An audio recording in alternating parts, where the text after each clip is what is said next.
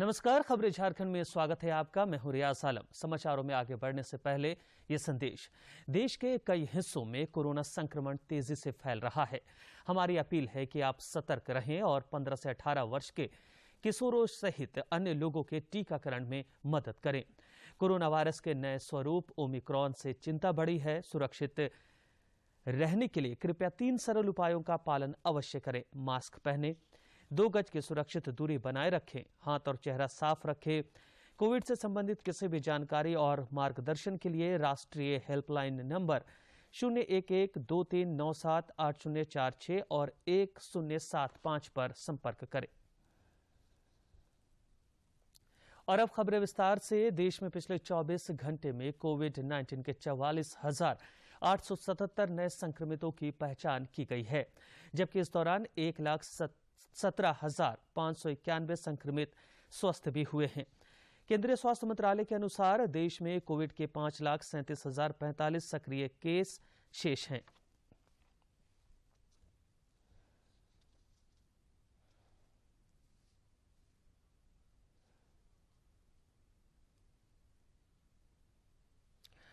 इधर झारखंड में भी कोरोना के दैनिक और सक्रिय मामलों में लगातार कमी देखी जा रही है। पिछले 24 घंटे के दौरान राज्य में 281 लोगों ने कोरोना को हराया, जबकि 180 नए मामलों की पुष्टि हुई। राज्य में फिलहाल कोरोना के 1867 सक्रिय मामले शेष हैं। 5 जिलों में 5 से 10 एक्टिव केस बचे हैं, जबकि साहिबगंज जिले में अब एक भी कोरोना का मामला नहीं है। देश में कोविड के खिलाफ जारी जंग में टीकाकरण अभियान तेज गति से जारी है।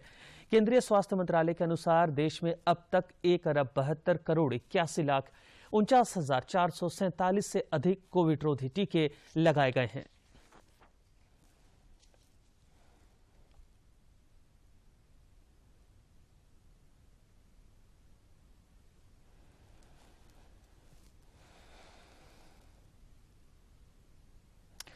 गढ़वा विधायक सह पेयजल एवं स्वच्छता मंत्री मिथिलेश कुमार ठाकुर ने रंका में करीब 130 करोड़ रुपए की लागत से बनने वाली विभिन्न योजनाओं का शिलान्यास तथा भूमि पूजन किया। इस दौरान उन्होंने सामूहिकता की ताकत से विकास कार्यों को तेज करने का संकल्प दोहराया।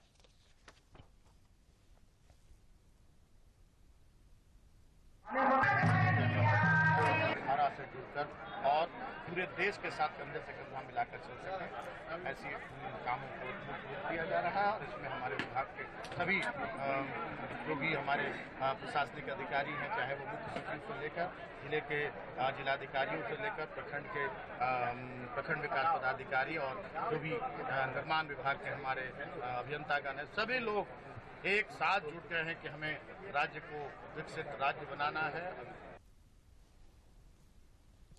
पलामू के स्थानीय कांग्रेस कार्यालय में राज्य के वित्त मंत्री रामेश्वर उरांव ने जन शिकायतों पर जन सुनवाई कार्यक्रम में हिस्सा लिया और मामलों के निपटारे में सक्रियता दिखाने का आश्वासन दिया। वित्त मंत्री ने स्वीकार किया कि कर्मचारियों की कमी से विभागों में कामकाज में विलंब हो रहा है, जिसे सुधारने में सरकार लगी है।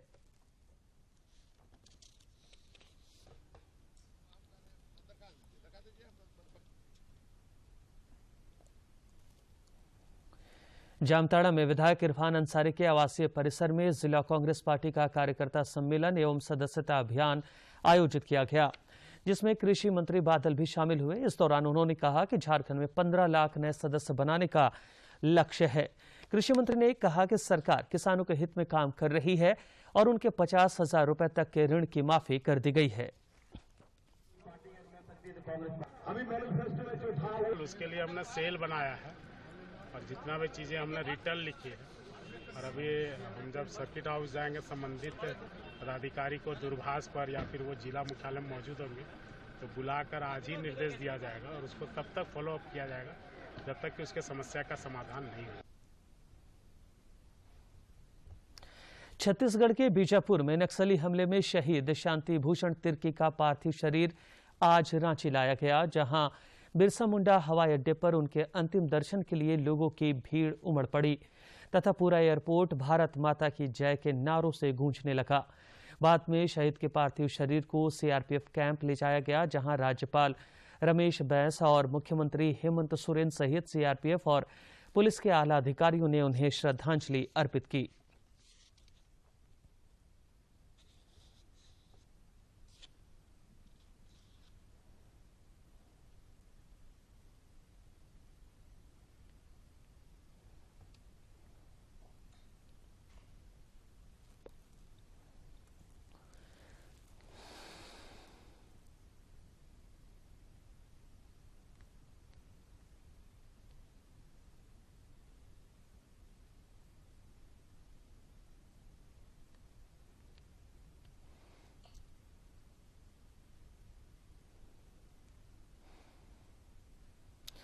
नक्सलियों के खिलाफ चलाए जा रहे राज्यव्यापी अभियान में पुलिस को लगातार सफलता मिल रही है।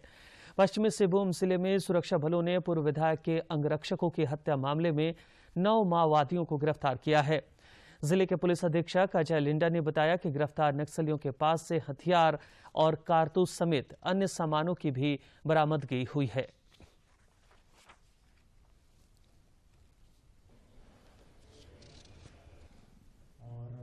बैठक में ही ये निश्चित किया गया था कि किनको किनको क्या काम दिया जाए।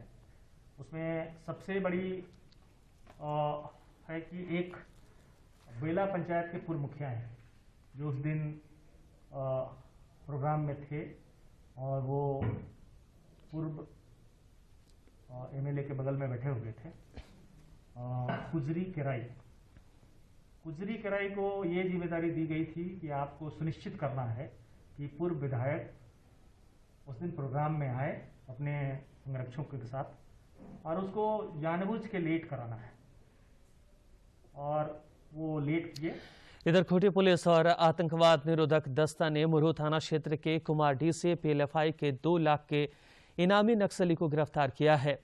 गिरफ्तार नक्सली के पास से एक पिट्ठू, मोबाइल, आधार कार्ड, संगठन का पर्चा और चंदा रसीद समेत कई चीजें बरामद की गई हैं। इस नक्सली के खिलाफ विभिन्न थाना क्षेत्रों में 40 मामले दर्ज हैं।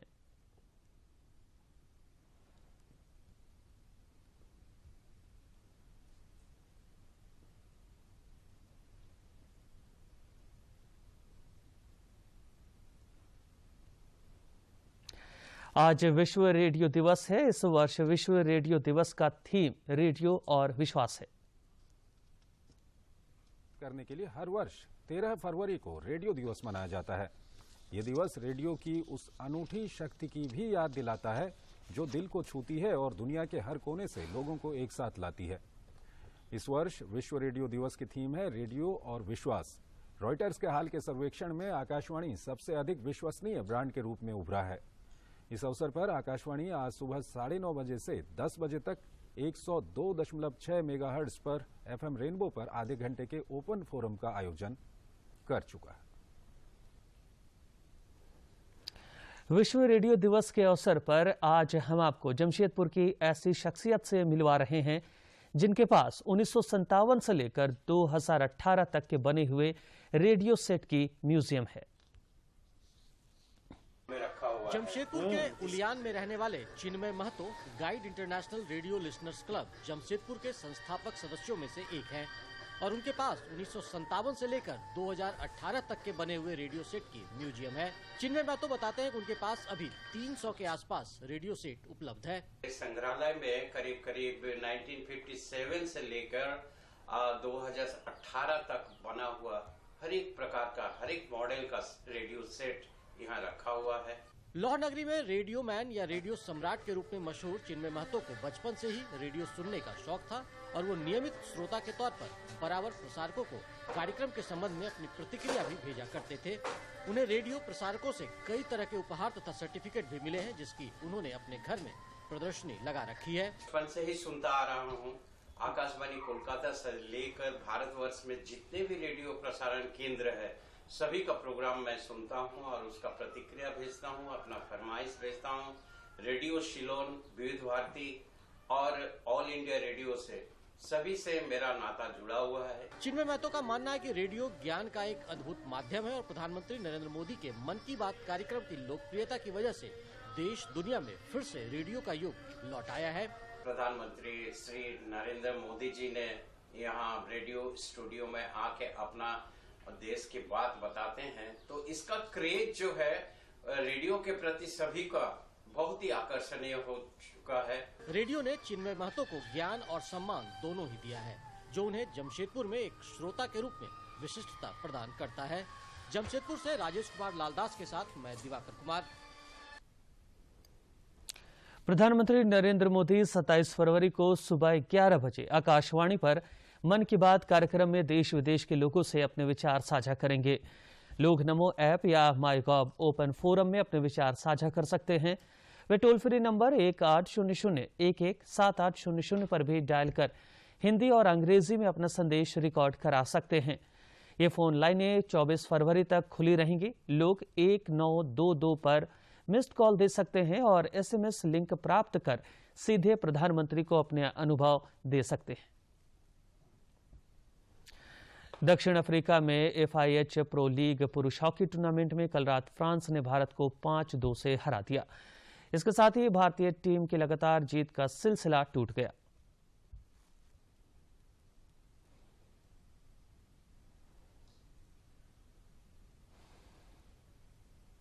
इसके बाद फ्रांस की टीम ने दूसरे क्वार्टर की शानदार शुरुआत की। फ्रांस की ओर से विक्टर चार्लेट ने 16वें और 59वें मिनट में गोल किए, जबकि विक्टर लॉकवुड ने 35वें, मेसन चार्ल्स ने 48वें और क्लेमेंट टिमोथी ने मैच के 60वें मिनट में भारतीय खेमे में गोल दागे। वहीं भारत की ओर से जर्मनप्रीत सिंह ने मैच के 22वें और हरमनप्रीत सिंह ने मुकाबले के 57वें मिनट में गोल किए।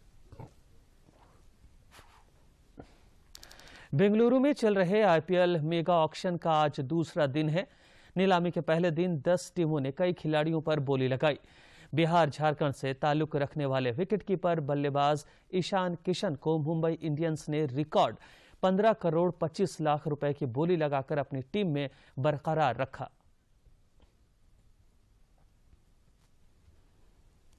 धुरंधरों पर बोली लगी, जिसमें 74 खिलाड़ी बिके और 23 खिलाड़ियों को कोई खरीदार नहीं मिला। पहले दिन की नीलामी की शुरुआत शिखर धवन की बोली लगने के साथ हुई। उन्हें 8 करोड़ 25 लाख पर पंजाब किंग्स ने खरीदा। वहीं दूसरे नंबर पर रविचंद्रन अश्विन की बोली लगी। उन्हें राजस्थान रॉयल्स ने 5 करोड़ में खरीदा। अब तक की नीलामी में विकेट कीपर बल्लेबाज ईशान किशन सबसे महंगे खिलाड़ी साबित हुए हैं। ईशान को मुंबई इंडियंस ने 15 करोड़ 25 लाख में खरीदा है। उनके अलावा तेज गेंदबाज दीपक चाहर और श्रेयस अय्यर पर भी बड़ी बोली लगी। चाहर पिछले सीजन में 80 लाख रुपए में CSK का हिस्सा थे। इस बार भी CSK ने उन्हें रिकॉर्ड 14 करोड़ रुपए में खरीदा। वहीं श्रेयस अय्यर की बात करें तो उन्हें इस बार 2 बार की चैंपियंस KKR ने रिकॉर्ड 12 करोड़ 25 लाख रुपए में खरीदा है। जबकि चेन्नई सुपर किंग्स की तरफ से खेल चुके शार्दुल ठाकुर को दिल्ली ने 10 करोड़ 75 लाख रुपए में खरीदा।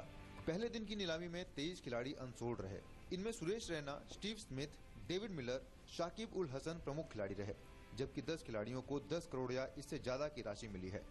इन खिलाड़ियों में ईशान किशन, दीपक चाहर, श्रेयस अय्यर, शार्दुल ठाकुर, वानिंद हसरंगा, निकोलस पूरन, हर्षल पटेल, आवेश खान, प्रसिद्ध कृष्णा और लोकी फर्ग्यूसन शामिल हैं। IPL 2022 के मेगा ऑक्शन में देसी सहित विदेशी खिलाड़ियों पर भी जमकर बोली लगी। रॉयल चैलेंजर्स बेंगलुरु ने वानिंग हजारंगा को 10 करोड़ 75 लाख में खरीदा, तो वहीं कसिगो रबाडा को पंजाब किंग्स ने 9 करोड़ 25 लाख में खरीदा। जबकि जेसन हेल्डर को Lucknow super giant, Trent Boult को राजस्थान रॉयल्स, पैट कमिंस को कोलकाता नाइट राइडर्स और क्विंटन डी कॉक को लखनऊ सुपर जायंट्स ने अपनी टीम में शामिल किया। आज दूसरे दिन की नीलामी में देखना दिलचस्प होगा कि इस मेगा ऑक्शन के पहले दिन सबसे महंगे बिके ईशान किशन का रिकॉर्ड कौन तोड़ता है। क्या आप जानते हैं बाबा नगरी देवघर गुलाब के लिए भी प्रसिद्ध है। यहाँ के गुलाब देश के कोने कोने में अपनी खुशबू बिखेर रहे हैं। तो चलिए आपको लिए चलते हैं गुलाबों की बगिया में।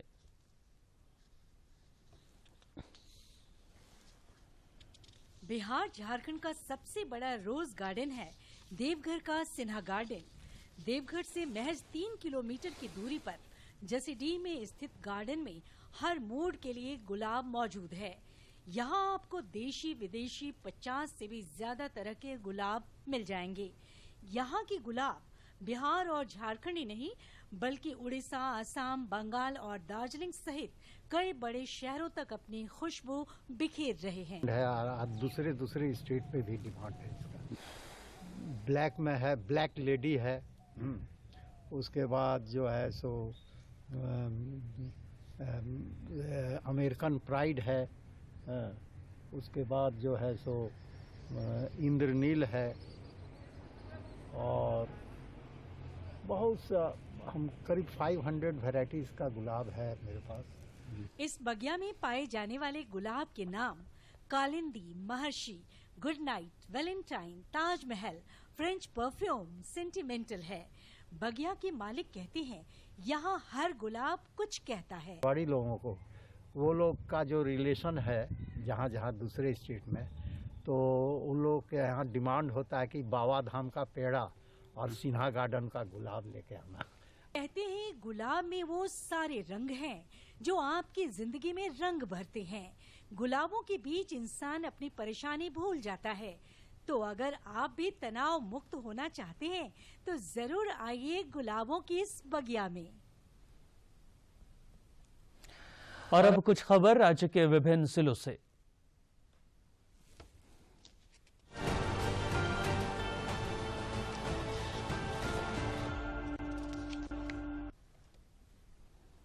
पेयजल एवं स्वच्छता मंत्री मिथिलेश कुमार ठाकुर ने रंका में करीब 130 करोड़ की लागत से बनने वाली विभिन्न योजनाओं का शिलान्यास तथा भूमि पूजन किया।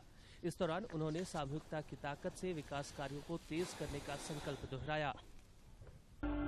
पलामू के स्थानीय कांग्रेस कार्यालय में राज्य के वित्त मंत्री रामेश्वर उरांव ने शिकायतों पर जनसुनवाई कार्यक्रम में हिस्सा लिया और मामलों के निपटारे में सक्रियता दिखाने का आश्वासन दिया।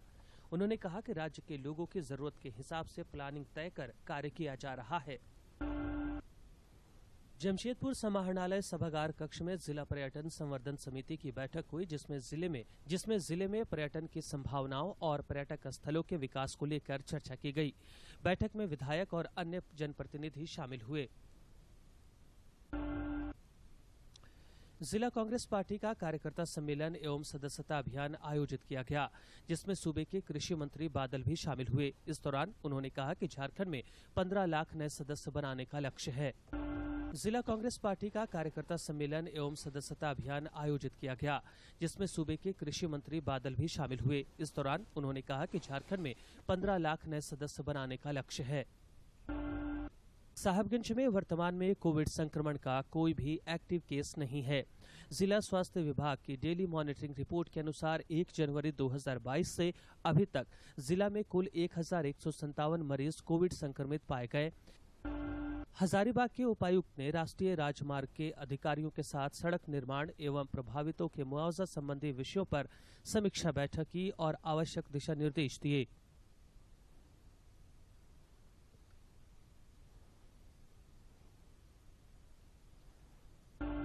पाकुड़ जिला आपूर्ति पदाधिकारी प्रमोद कुमार ने गूगल मीट के माध्यम से धान अधिप्राप्ति योजना को लेकर बैठक की। इस दौरान उन्होंने संबंधित अधिकारियों तथा कर्मियों को धान खरीद के प्राप्त लक्ष्य को ससमय पूर्ण करने की हिदायत दी।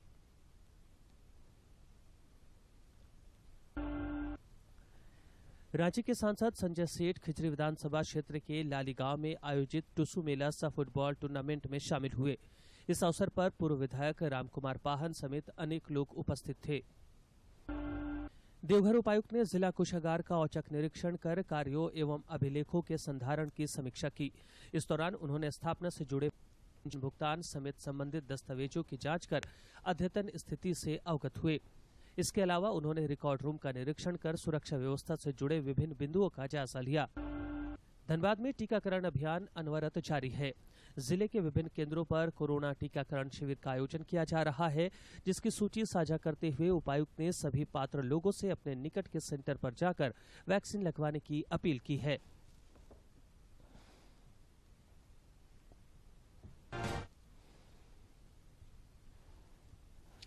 खूंटी जिला स्थित लतरातू डैम में झारखंड जैव विविधता परिषद की ओर से एशियाई जल पक्षी गणना और जैव विविधता पर जागरूकता कार्यक्रम आयोजित किया गया।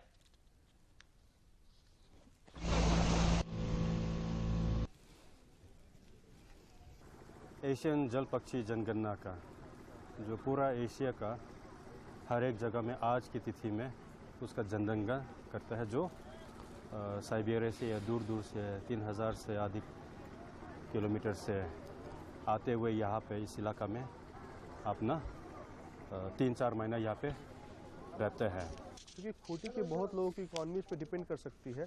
जब टूरिज्म डेवलप करेगा तो यहाँ आसपास के लोगों को काफ़ी ज़्यादा इससे सक्सेस मिलेगी। और हम लोग कोशिश कर रहे हैं कि इसको रमसार साइट के रूप में डेवलपमेंट के लिए जो उसके बेसिक क्राइटेरिया होते हैं उस पर भी हम लोग काम करें, ताकि इसमें आने वाले समय में एक अच्छा एम्प्लॉयमेंट अपॉर्चुनिटी, एक अच्छा टूरिस्ट डेस्टिनेशन और अच्छा लोगों के एजुकेशन पर्पज़ के लिए एक क्षेत्र बनाया जा सकता है। तो इससे जो बेनिफिट मिलेगा हमारी खूंटी की जनता को बहुत ज़्यादा मिलेगा। जल जीवन मिशन के तहत गिरिडीह जिले में हर घर तक शुद्ध जल पहुंचाने की कवायद शुरू हो गई है।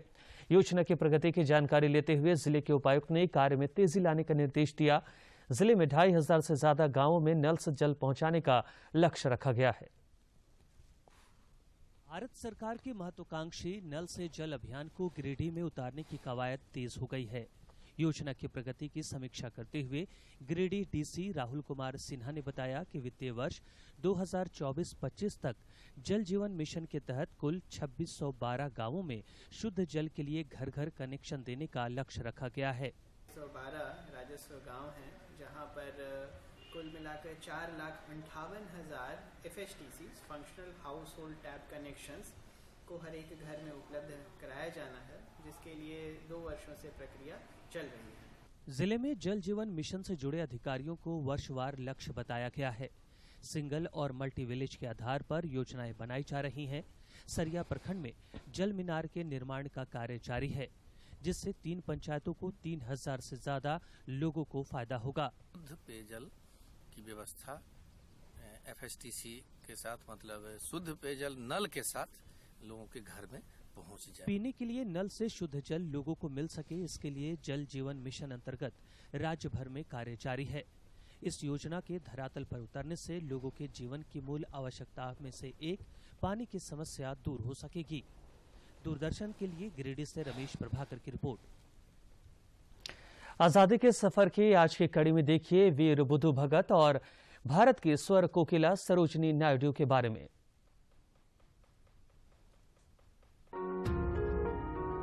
13 फरवरी स्वतंत्रता सेनानी बुद्धू भगत की पुण्यतिथि है। बुद्धू भगत का जन्म 17 फरवरी 1792 को रांची जिले के सिलागाई गांव में हुआ था। वे छोटा नागपुर पठारी क्षेत्र में 1831-32 में हुए कोल विद्रोह के नेता थे। इस विद्रोह को लरका आंदोलन के नाम से भी जाना जाता।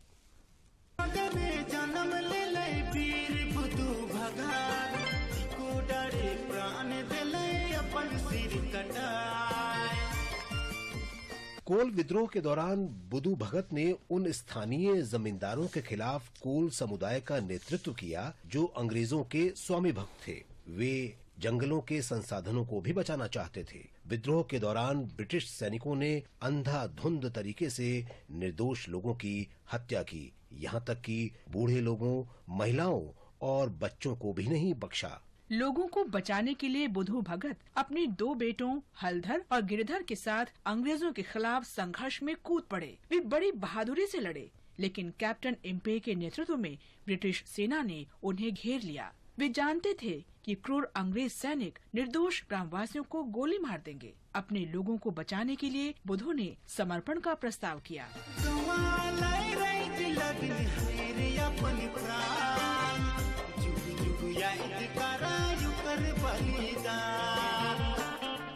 लेकिन निर्दयी अंग्रेज अधिकारी ने गोली चलाने का आदेश दे दिया और बुद्धू भगत 13 फरवरी 1832 को शहीद हो गए। What my country says to you, it says in the words of the old Hindu prayer that rises up in every home night after night.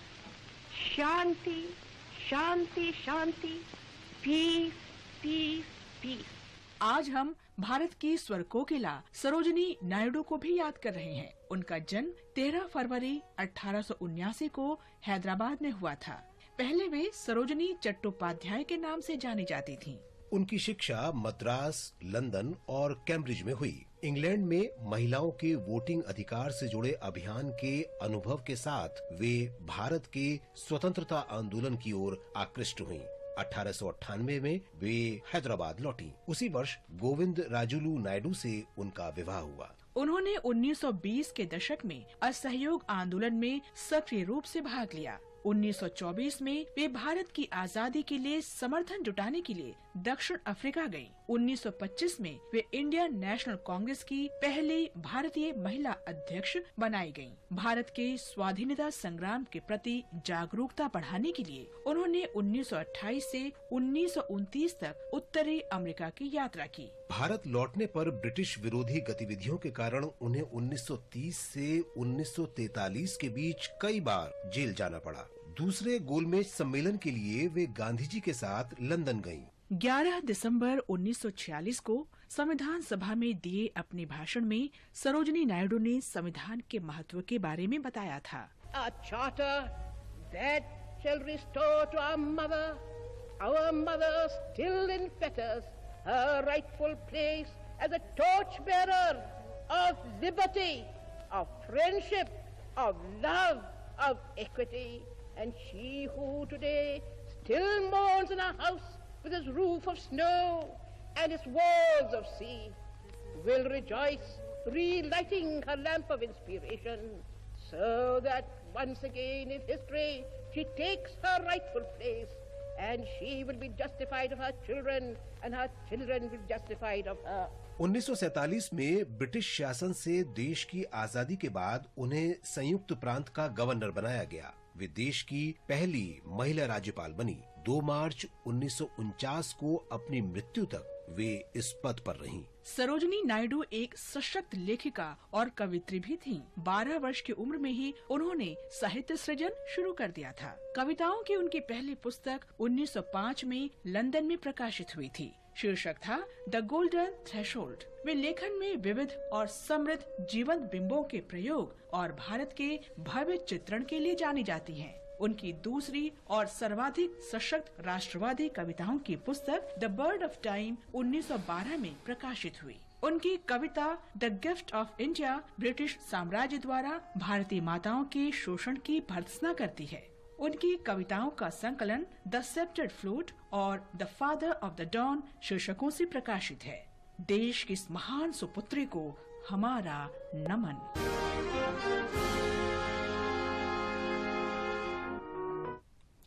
और अंत में मुख्य समाचार। राज्य में 281 लोगों ने कोरोना को दी मात। 180 नए मामले मिले। 5 जिलों में 10 से कम एक्टिव केस। साहबगंज कोरोना मुक्त। पेयजल एवं स्वच्छता मंत्री ने गढ़वा के रंका में विभिन्न योजनाओं का किया शिलान्यास। वित्त मंत्री ने पलामू में जन सुनवाई कार्यक्रम में लिया हिस्सा। कृषि मंत्री का जामताड़ा दौरा। नक्सलियों के खिलाफ सुरक्षा बलों का अभियान अनवरत जारी। पश्चिमी सिंहभूम में पूर्व विधायक के अंगरक्षकों की हत्या मामले में 9 माओवादी पकड़ाए। खूंटी में इनामी नक्सली गिरफ्तार। और राज्य में सर्द हवाओं के आगे सूर्य की तपिश बेअसर। अभी भी कई इलाकों में न्यूनतम तापमान 10 डिग्री सेल्सियस से कम। 48 घंटे बाद कुछ राहत की उम्मीद।